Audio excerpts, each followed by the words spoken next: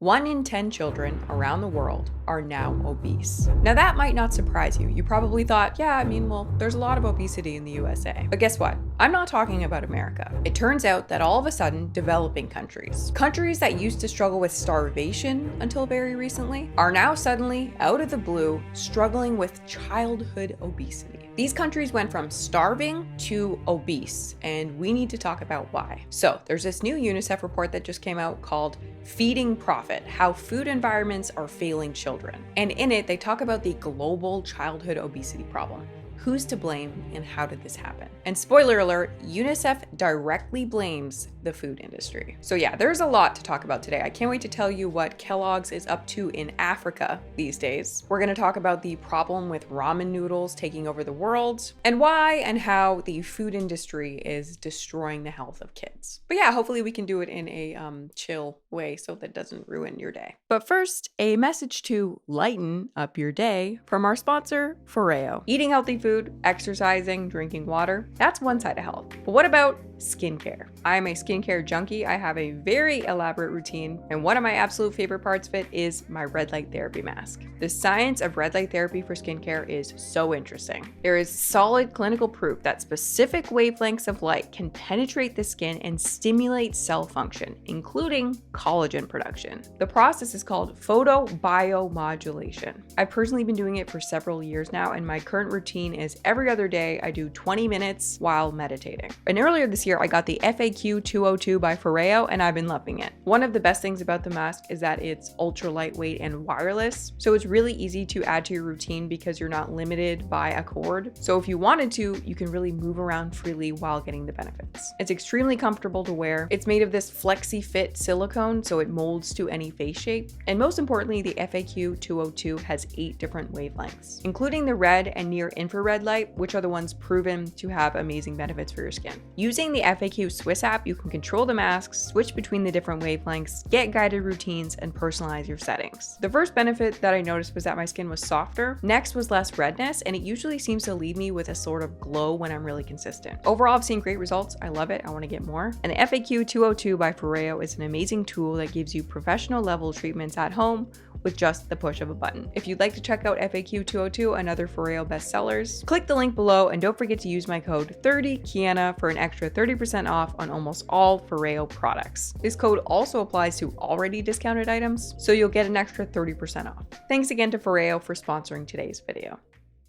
Oh, at last, sweet, delicious tricks. So this is a commercial from 1987. It's fun, it's colorful, and it's marketing little sugar pucks as a good breakfast for kids. For years, cereal was the breakfast of choice in the USA and beyond, particularly for young children. You'd turn on the TV and watch your Saturday morning cartoons with a big bowl of cereal. And if you were lucky, your cereal would have come from a box that also happened to have cartoons on it. The food industry got kids hooked on cereal through fun mascots that felt just like the TV shows that they spent their weekends obsessed with. There was Trick cereal with, I don't know if he has a name, but you know the rabbit. Lucky Charms and Lucky the Leprechaun, or Sir Charms if you lived in the UK. Rice Krispies had Snap, Crackle, and Pop. Honeycomb had Crazy Craving, aka this guy. There was Frosted Flakes and Tony the Tiger. Fruit Loops had Toucan Sam. Count Chocula had Count Chocula. Captain Crunch had Captain Horatio Magellan Crunch. And Cocoa Puffs had Sunny the Cuckoo Bird. All of these cereals utilize cute and cuddly cartoon mascots to peddle junk food as breakfast to children. But to help make sure that moms were also on board with breakfasts called things like Frosted Flakes, the cereal companies would make claims like source of 7 vitamins and minerals, and no artificial flavors or colors, and who can forget part of a balanced breakfast. Circus fun, a spectacular part of this complete breakfast.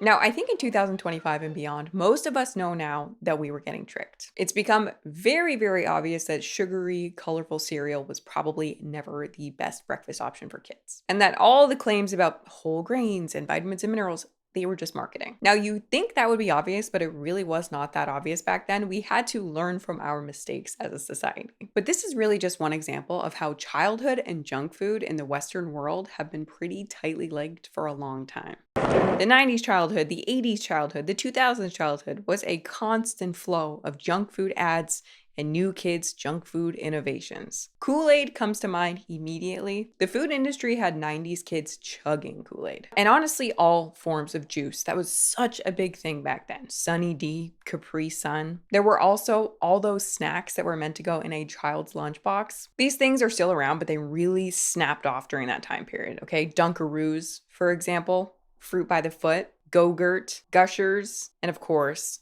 Lunchables. And there's also, of course, the whole Happy Meal and Play Place situation. Also, do you remember Book It, that Pizza Hut personal pan pizza thing, where elementary school kids would be bribed to read more books with a free tiny pizza from Pizza Hut? Actually, I found out that that still exists. The Book It program. Book It is a free reading incentive program for children in pre-K through 6th grade. It's a whole app now where kids earn Pizza Hut pizza for reading books and then tracking it in an app. And I know some people are probably like, well, that's nice of them at least. No, it's not. My boyfriend was like, well, you know what? It's not that bad. I was like, no, it's bad. It's creepy. Junk food companies should not be communicating with children. This app is just a Trojan horse to get their food advertising into schools in a family-friendly way. And actually, Pizza Hut is owned by Yum Brands, which also owns Taco Bell and KFC. So the app is just a way for them to collect data on small young children for their 3 fast food brands. So yeah, whenever I hear that the childhood obesity rate in the USA or Canada or the UK has climbed up a percentage point, I mean, I'm sad about it, but I'm not particularly shocked. However, when I hear that this is happening to kids around the world, to very young children in countries that are still struggling with starvation, now I'm confused. Now I'm like, what the heck is going on? As I mentioned earlier, nearly 1 in 10 school-aged children worldwide are obese, according to this Unicef report. And over the last few years, childhood obesity has been growing all over the world. But the fastest growth in numbers is not happening here at home. But quote, the steepest increases of overweight and obesity are occurring in low and middle income countries, which now account for more than 80% of all children and adolescents living with this worldwide. 80% of the obese and overweight kids around the world are located not in Canada and the USA and all the other countries like that. Not in the developed world. How insane is that? Think about the trajectory of these countries. You would think we would go like starvation, then hunger, then like thriving, balance kind of thing. Not too much, not too little. Then we go to overweight, then we go to obese, right? You think there would be a slow process. But these countries are going starvation, obesity. Think about how bizarre that is. Let me just read some more of this UNICEF report off verbatim because it is actually so intense. Shifting burdens from underweight to obesity. The nutrition landscape is undergoing a significant and alarming transition. In 2025, a historic turning point was reached. Obesity among 5 to 19-year-olds surpassed underweight for the first time, 9.4% versus 9.2%. This marks a profound shift, one that signals the urgency to rethink how we protect children's diets and health. So on one hand, we're eradicating world hunger. Yay. On the other hand, we're replacing it with a new problem. And if you're wondering why, well, this UNICEF report, Feeding Profit, is very clear about what the problem is. And the problem is the food. Now you might be thinking, I mean, duh. It has to be the food. But usually these reports will say things like, we don't know. It's the modern lifestyle. We're sedentary, too many calories. We spend too much time indoors. We don't know for sure. We just know that there's a problem. But this time UNICEF was like, no.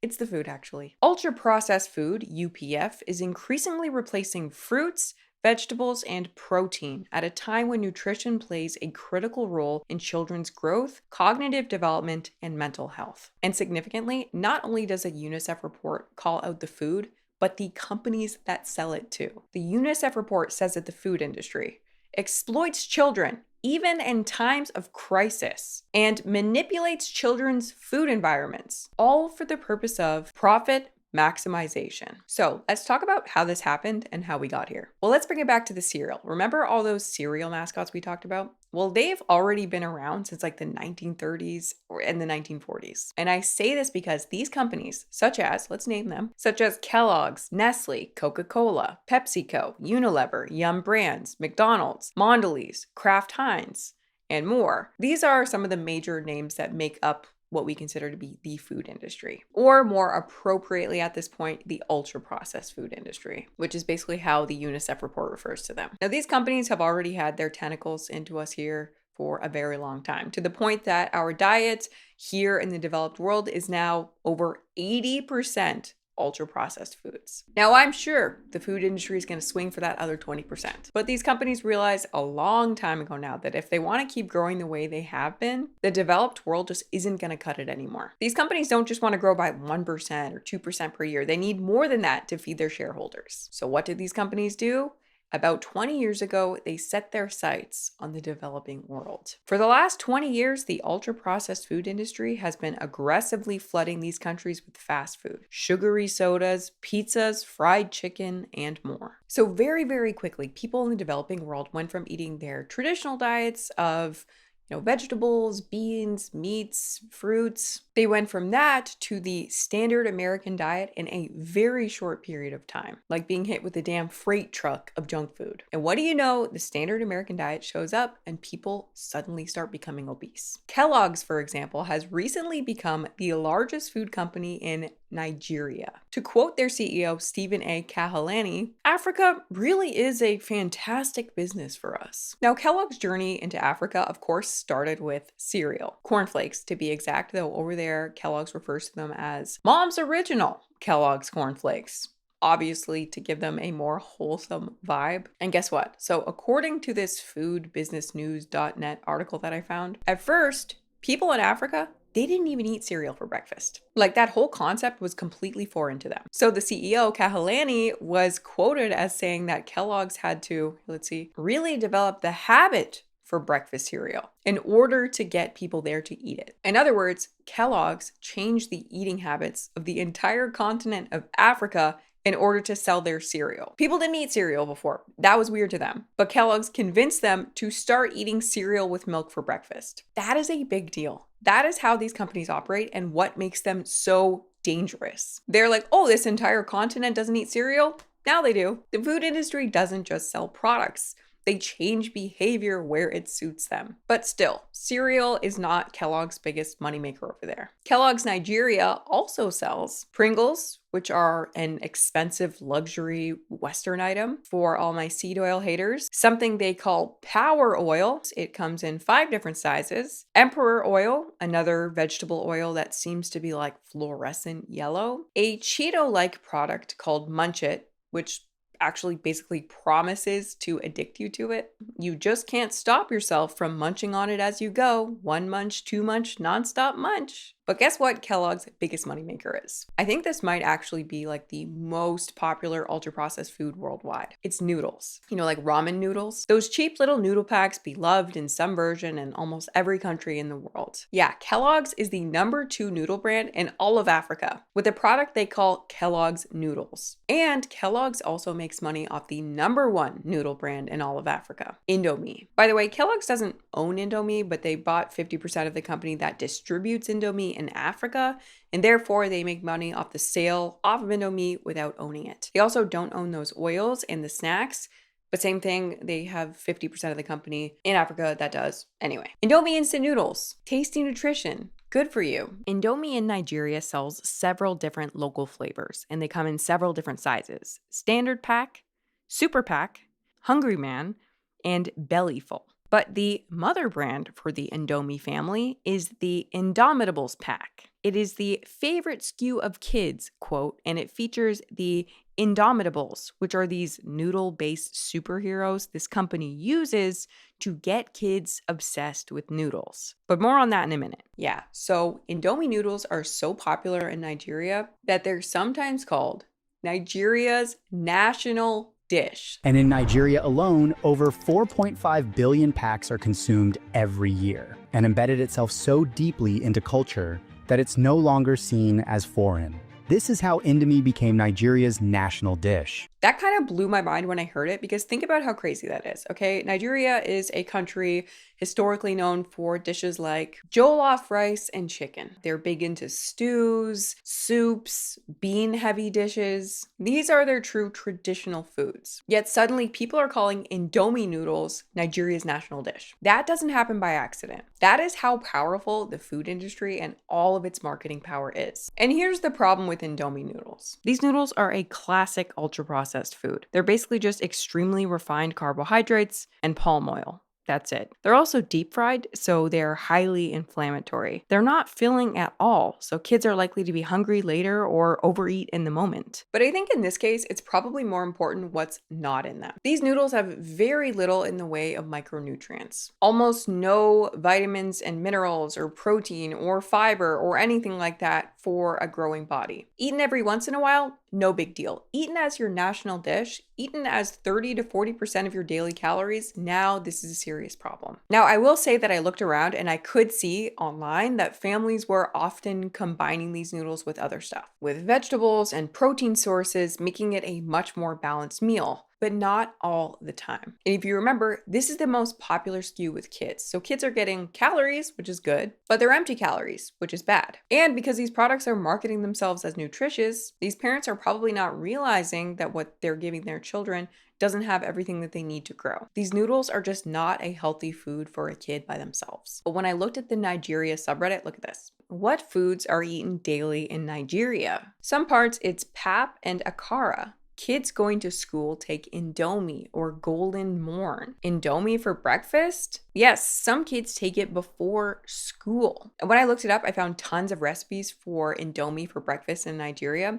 So kids are eating these for breakfast very commonly and probably other times a day as well, which suggests that they're taking up a large enough portion of the diet for it to be a truly unhealthy occurrence. And interestingly, Indomie has their stance on Nigerian children very plainly visible. As a brand, we acknowledge the Nigerian child as an integral part of our brand's success story, as they remain our core brand loyalists and major drivers of the Indomie brand. See, as a food brand, especially one selling deep fried noodles, I feel like you can't really say that out loud as a food brand in the States anymore. As a brand, you will get attacked. There will be 25 different mom groups in a Washington Post article about you if you admit that out loud. But in Nigeria, let's take a look at Indomie's Instagram. Ta-da! Yay! Hunter win, find the Indomie tables. Okay, you might have heard the kids saying, find the Indomitables. I can't say it. I've tried 3 times now, I can't say it. What are the Indomitables? Remember those cereal mascots? This is Indomie's version of that. In their own words on their own website, as a household name in Nigeria, we also wanted to stamp our authority as every kid's favorite brand. So we decided to identify with something they all love. Superheroes. And they have these 5 Indomie superheroes with amazing superpowers that, quote, match all the different nutrients kids get from Indomie noodles, including one ironically named Big Boy, which is unfortunate given the new obesity rates. They also have an Indomie fan club, an extracurricular activity platform for kids 4 to 12, with over 100,000 kids signed up. Basically, they throw events and activities for kids, obviously centered around Indomie, which again, it's great for kids to have something to do, but this whole thing is less about the kids and more about getting noodles into the kids. Indomie has also been running this hunt and win promo where kids are supposed to hunt for 20 unique poses of the superheroes on each pack of Indomie noodles. They can submit 10 poses for another carton of Indomie noodles. Or if they get all 20, they can win 100,000 naira, roughly $68 US.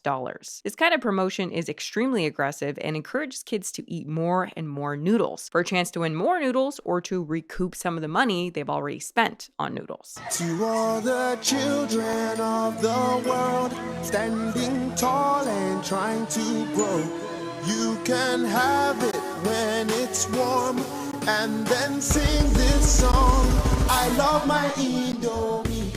The song? Oh my God. Okay, we have to just, the lyrics right there. You can have it when it's warm and then sing this song. So yeah, Indomie is creeping on kids hard over there, loud and proud. It's just a different world. Western foods in particular have this sort of allure to them. They're associated with prosperity. People and parents don't at all realize the issues with something like this. They're just like, hey, sweet, thanks for coming to my kid's school and giving them noodles. And again, I know there are going to be people thinking that, oh, this is nice of them. But again, it's not nice of them. We're talking about a country that has dealt with a lot of food insecurity, who's now having its resources utilized by this company to be turned into noodles, right? The wheat and stuff, it has to come from somewhere. Anyway, my whole point with Indomie was just that this is just one of many ultra-processed food brands going hard on kids in different countries. Sodas are a very big issue. Cakes and cookies and candies are big problems with kids. Fast food is popping up all over in places you really would not expect. McDonald's is still sending Ronald into schools worldwide. And all of these foods are, again, they're not just selling food, okay? But trying to change the eating habits of the countries that they move into. They're trying to change kids' eating habits to eat more of their food and therefore necessarily less of their normal healthy food. Kellogg's, for example, is literally trying to get kids around the world to eat more of their crappy cereals. And they are using the same old time-tested bag of tricks that worked in the West.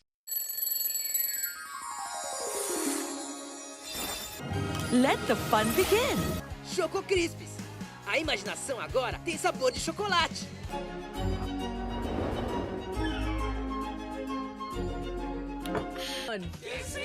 क्योंकि अब Kellogg's multigrain Chocos के साथ है एक DIY pencil box free. دلوقتي والفترة محدودة، تيميز زود لكم الحجم 20% أكتر. تيميز.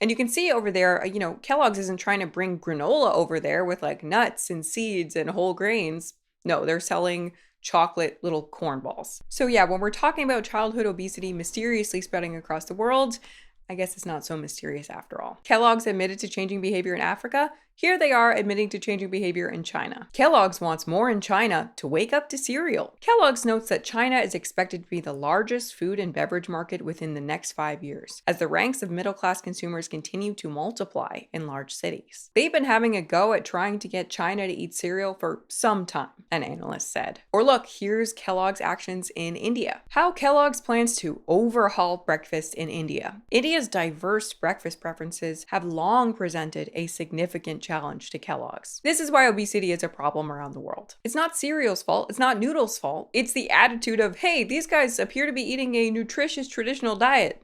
I think we can change that. And not only can we change that, we're gonna come here, we're going to overhaul breakfast. They don't want people to just eat some cereal. They don't want people to just eat some cereal. They want to change breakfast forever. They want to own breakfast. And this is obviously having destructive consequences worldwide. Childhood obesity has been linked to higher risks of heart disease, type 2 diabetes, and some cancers later in life. More obesity equals more chronic disease and death worldwide. And a huge issue here is that these countries are actually really unprepared to deal with the quote unquote double burden of undernutrition and obesity, of starvation. These guys are still busy dealing with starvation and now they have to deal with obesity. So it's spreading resources even thinner than they already are. Like these countries just don't have the infrastructure yet to deal with a bunch of people having early onset diabetes. Not to mention the population over there is just so large that like pushed any further, pushed to the brink, it would be just a full-on crisis. But regardless of these facts, the food industry does not stop. This is a screenshot taken directly from the Feeding Profit Unicef report. The unethical practices of the ultra-processed food and beverage industry undermine government action and exploit children, even in times of crisis. The part I don't understand, okay, like we're gonna talk about this in a second. The part I don't understand is it's a corporation, right? So it's kind of soulless. However, a corporation is made up of people. That's the part I don't get. I don't understand how the individual people working there can, the normal people contribute to this knowingly. It's so odd. The dominance of ultra-processed foods and beverages in children's food environments reflects deliberate industry strategies. It's not an accident. It's not the way things go. It's deliberate and done on purpose. Motivated largely by profit maximization, the business practices of the ultra-processed food and beverage industry undermine efforts to protect child nutrition and public health, willingly and intentionally. I feel like half the time I make these videos, I probably sound like some like conspiracy theorist, but no, things are actually that crazy that they sound that level of kooky, but they're not. This is legit. These unethical practices are extremely widespread, even impacting those affected by humanitarian crises. These companies, they knowingly make the children of the world sick and they do not care. Actually, not only do they not care, they fight dirty. Comprehensive national mandatory legal measures and policies can shape healthier food environments for children. As in, we can create different laws and stuff to make the world a better place. But these measures clash directly with the ultra-processed food and beverage industry's core objectives: to expand its market, maximize profit, and meet shareholder demands. The ultra-processed food and beverage industry comprises a complex web of actors that together shape food environments. Powerful transnational corporations, food processing and packaging firms, retailers, food service chains, meal delivery services, marketing firms, and industry trade associations. In addition, the industry funds think tanks, academic institutions, and front groups, entities that are made to appear independent, but which covertly promote their interests. The industry's global network shows that a small number of powerful corporations are at the core, which coordinate the activities of affiliated organizations and interest groups worldwide. It's all one big web that exists to sell you and your children garbage food. Most of you guys know by now that the reason I even started researching this back in the day was because of my own food addiction. I was just curious, why did I struggle to stop eating so badly? Like, why is it so hard to quit some of these food? Why did I feel like a drug addict? But knowing the way these companies operate makes it so much easier to not eat their food, does it not? It's so much easier to be like, yeah, I'm good on that actually. So yeah, I hope you guys enjoyed that Unicef report. I'll link it if you want to look at it more. And I hope this video helps you eat a little healthier this week. If you'd like more info on ultra processed foods, this video breaks it down. And on that note, I will see you in the next one.